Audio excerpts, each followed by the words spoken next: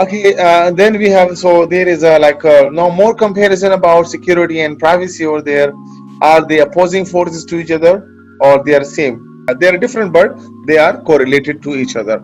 So Yes. security is about the practices, processes that are placed to ensure data is not being used or accessed by unauthorized, illegal individual or parties. So it's a basically a protection. Okay, make it mahfuz, make it like your assets, make it like more protected one. Okay, while privacy is about the appropriate use of the data, that who can use it and who cannot use it, governance and the use of that one viewed very differently in different cultures over there. So as we told that different for one culture, one thing is private, but for other thing there it is not private over there.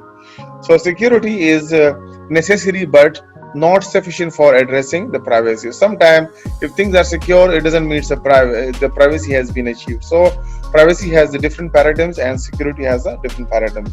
Example, an online advertising company that has near perfect security.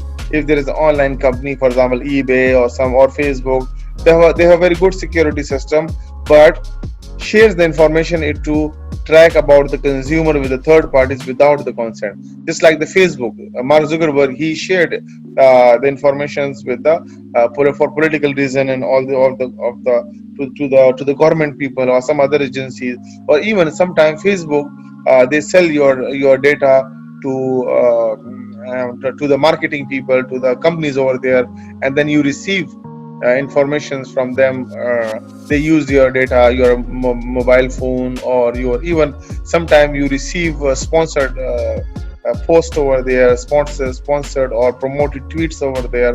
So without your information, without your consent, so these are the privacy matters over there.